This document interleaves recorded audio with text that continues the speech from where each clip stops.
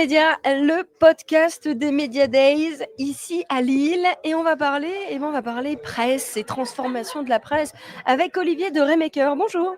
Bonjour Anne-Charlotte. Vous êtes directeur général de Rossel France. Alors votre nom de famille me dit que vous êtes belge, non? Je suis belge, j'ai grandi en Belgique, j'ai démarré ma carrière en France et puis je suis retourné en Belgique pour mieux revenir en France. Donc je travaille aujourd'hui en France. Alors je sais que les Belges se tutoient beaucoup. Est-ce que vous souhaitez qu'on se tutoie? À votre convenance. Allez, à ta convenance. ta Alors, convenance. Olivier, parle-nous, Olivier, de Rossel France. Alors, on sait que le groupe Rossel est un acteur majeur en France et en Belgique. Là, on parle vraiment de Rossel France. Est-ce que tu peux nous présenter un peu tout cela? Alors, le groupe Rossel est en effet un groupe franco-belge. Il a ses origines à Bruxelles. Il a été fondé il y a bientôt 140 ans. Et aujourd'hui, ce groupe a grandi par croissance interne et externe et a la moitié de ses activités en France.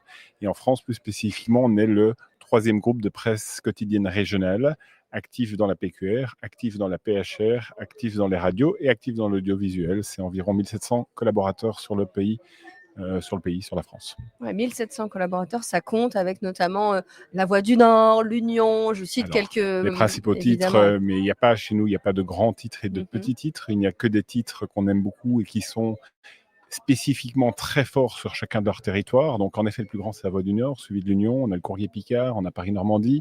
Et donc on va globalement de Lille au Havre et on va de Charleville-Mézières jusqu'à Troyes. Et puis nous avons même des titres hebdomadaires en Savoie et en Haute-Savoie. On a 7 radios qui sont présentes sur notre territoire historique et aussi en dehors. On a tous les FM, on a radio à Bordeaux, dans le Var. Et puis on a de l'audiovisuel, en sachant qu'on a une activité sur le territoire qui s'appelle WEO, et puis on a une activité pour compte de tiers qui va de Bruxelles jusqu'à Nantes. Quand même. Évidemment, des valeurs, faut le rappeler, c'est assez rare quand même en France, c'est un groupe indépendant. Alors c'est un groupe indépendant, c'est un groupe familial. On est aujourd'hui toujours dans la lignée d'Émile Rossel qui a créé ce groupe il y a bientôt 140 ans, on est à la 6e génération.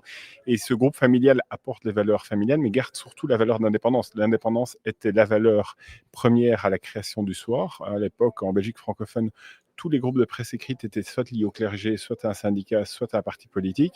La vision d'Émile Rossel était de dire non, moi j'ai créé un journal qui est financé par mes lecteurs et par la publicité, et je vais avoir tellement d'annonceurs que je vais être dépendant d'aucun d'entre eux. Et au fait, ça reste la base de notre philosophie aujourd'hui. Et donc, nous avons des rédactions qui sont totalement indépendantes de leur direction générale et des pressions externes. C'est même notre rôle de les protéger de toute pression externe. Alors, on le sait, les groupes de presse traversent une période de transformation. Elle est multiple.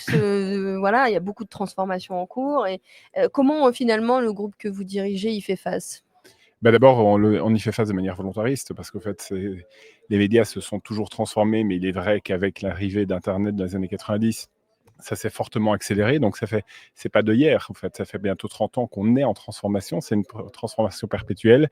Et ce qui est extrêmement intéressant, c'est que c'est un secteur qui évolue très vite, tant dans les usages B2C, c'est-à-dire des lecteurs et des auditeurs, et dans les usages B2B, où le marché de la publicité, on est ici pour parler de publicité aussi, évolue très, très vite. Donc, on est très volontariste là-dessus. On se veut le plus agile possible. Plus on est volontariste, plus on est agile, moins on subit la transformation, et c'est la philosophie du groupe aujourd'hui. Donc, on va de l'avant. Et quelle est la place, du coup, du digital, des réseaux sociaux dans la stratégie que vous développez? Alors, je ferai la distinction vraiment entre le digital et les réseaux sociaux. Le digital, aujourd'hui, souvent on me dit la presse écrite, la presse papier. Non, la presse écrite, c'est un mode d'expression, c'est l'écriture. Mais le support, c'était très longtemps que le papier, et aujourd'hui, c'est le papier et le digital. Et si on regarde nos audiences aujourd'hui en France, la moitié de nos audiences, elles sont présentes sur le papier, l'autre moitié, elles sont présentes sur le digital. Donc, le digital est notre réalité, et on pense que c'est même le relais de croissance pour demain au travers du développement de nouveaux usages et l'acquisition de nouveaux lecteurs qui ne seront que digitaux, là où nos lecteurs historiques étaient évidemment rentrés dans nos produits par le papier. Ça, c'est la vision sur le digital. Les réseaux sociaux, c'est pour nous à la fois une opportunité, un défi. Une opportunité parce que c'est devenu un canal d'information pour la majorité des citoyens, et donc certains des citoyens arrivent sur nos contenus au travers des réseaux sociaux. C'est un défi aussi parce que ils prennent une place et mettent en avant toute une série de contenus qui ne sont pas des contenus indépendants, qui ne sont pas des contenus vérifiés, voire qui sont des contenus aujourd'hui tout à fait faux, créés par l'IA. Et malheureusement, le commun des mortels ne fait pas toujours la distinction entre l'un et l'autre. Donc ça, c'est notre enjeu. C'est vrai qu'il y a un enjeu. On parle beaucoup de complotisme, on parle de fake news. Comment le groupe et comment on lutte finalement face à tout ça? Le premier levier, c'est de rester extrêmement clair sur nos valeurs à nous, celle d'indépendance, avoir des projets rédactionnels, des chartes rédactionnelles qui sont extrêmement réfléchies, pensées et respectées. Ça, c'est le premier élément. Le deuxième élément, c'est celui de la j'ai envie de dire même du marketing de ces valeurs et du marketing éditorial, comment on fait savoir notre savoir-faire. Et puis le troisième, pour moi, c'est un enjeu qui dépasse, alors on a un rôle à jouer là-dedans, mais ça dépasse notre groupe, c'est celui de l'éducation aux médias. Aujourd'hui, je pense qu'il est fondamental que les parents, la famille, mais aussi l'enseignement, l'éducation nationale apportent un certain nombre de réponses sur comment on sensibilise les plus jeunes et les moins jeunes sur c'est quoi un contenu indépendant, c'est quoi un contenu de qualité et comment on fait la distinction entre du contenu réel et des fake news ou du complotisme. Donc ça, c'est véritablement l'enjeu et nous, on prend notre part là-dedans, mais on doit le faire tous ensemble, c'est un enjeu de société. C'est un enjeu de société et ça, tout le monde doit en effet, je pense, s'y mettre. On est ici au Media Days, alors il y a beaucoup évidemment d'agences pub, de commerciaux, évidemment quand on parle d'un groupe de presse, quand on parle de la presse et du média local, on se pose la question de la performance.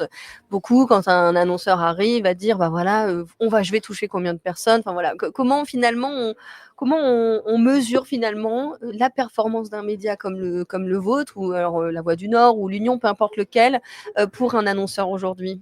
Alors, on va parler de performance, on va parler peut-être aussi de pertinence pour moi. La performance, c'est essentiel, c'est-à-dire est-ce qu'on est capable de toucher un maximum de personnes? Oui, aujourd'hui, un média ou nos médias, les médias de Rossel France, on touche un maximum de personnes, vu que statistiquement, on touche plus d'un citoyen sur deux chaque semaine sur notre territoire. Donc, on touche entre 4 et 5 millions de personnes chaque jour sur un territoire où il y a 8 à 9 millions de personnes. Donc on est, ou sur des territoires où il y a 8 à 9 millions de personnes. Donc on est performant, on est puissant, mais on est surtout pertinent. C'est-à-dire qu'aujourd'hui, la presse écrite constitue pour moi un écrin, je parle souvent d'écrin ou de contexte, un écrin dans lequel les marques savent que si elles viennent mettre en avant leurs produits, leurs marques, leurs services, elles sont dans un environnement qui est sécurisé, à haute valeur ajoutée et avec des lecteurs qui sont hautement engagés. Au fait, les statistiques nous montrent que notre performance en termes d'attention, en termes d'impact de perception de marque, mais aussi sur la partie qu'on va appeler publicitairement le bad funnel, c'est-à-dire la génération de trafic, la génération de leads, la génération d'audience, est aussi extrêmement efficient. Donc, on mesure cela et nous sommes convaincus que nous avons de vrais arguments. Le dernier argument pour moi est très important, c'est celui de la proximité et de la créativité. Quand vous venez chez Rossel, comme nos confrères, vous avez quelqu'un face à vous, quelqu'un avec qui vous pouvez co-créer, et pour moi, c'est essentiel. Ouais, l'humain évidemment derrière. Comment vous parliez tout à l'heure d'indépendance éditoriale, comment on réussit finalement à allier la mission journalistique et puis la performance économique? Parfois on se dit ça doit pas être si évident que ça, hein, mais vous y arrivez très bien. Alors, notre philosophie, elle est tout à fait à l'inverse, c'est-à-dire que l'un ne va pas sans l'autre et on ne peut pas les opposer. Être un groupe indépendant, c'est être avant toute chose indépendant financièrement. Si on ne gagne plus d'argent, on s'expose à perdre notre indépendance d'une manière ou d'une autre. Donc, la pérennité financière est la condition même de l'indépendance journalistique. Et donc, notre travail, c'est de s'assurer qu'à tout moment, nous mettons en adéquation nos revenus et nos structures de coûts pour garder cette indépendance et justement avoir une vision très long terme, pérenne financièrement, garante de cette indépendance que nous avons depuis 140 ans maintenant. Cette proximité dont vous parliez juste avant, c'est un vrai avantage vis-à-vis de la concurrence au niveau national, etc. La proximité, les annonceurs y reviennent, c'est l'ancrage local qui fait la différence parfois. Alors, je pense que la proximité, tout d'abord, la PQR est le premier média de France, donc il y a une puissance qui fait que les annonceurs reviennent chez nous. Il y a la confiance. Après, moi, je ne veux pas opposer notre média par rapport aux autres médias, donc nous devons travailler avec nos forces. Nos forces, je l'ai dit, c'est la pertinence, c'est la créativité, c'est la puissance du média local, et puis surtout, gommer la perception encore trop présente chez certains de dire presse écrite égale presse papier. Non, la presse écrite, c'est du digital, c'est du papier, et dans le digital, c'est de l'écrit, mais c'est du native advertising, c'est du podcast, c'est de la vidéo. La presse écrite est un multimédia, au fait. Et donc, on a une approche à 360 degrés. Voilà nos arguments. C'est aussi ça que vous dites à ceux qui veulent faire les GAFA, qui veulent, on sait votre engagement, le groupe Rossel contre les GAFA, et comment on fait. Je suis un annonceur aujourd'hui, qu'est-ce que vous dites pour que j'arbitre bien entre un média local et puis les GAFA? C'est facile d'aller sur les réseaux sociaux et de sponsoriser les réseaux sociaux avec ma pub. Alors, je pense qu'il y a deux éléments, c'est-à-dire qu'il ne faut pas les opposer. Les réseaux sociaux sont des médias qui sont efficients, qui apportent des solutions, qui apportent de la performance, mais qui apportent de la performance, ce qu'on appelle en bas de funnel, c'est-à-dire sur les aspects plus de génération de trafic et de conversion.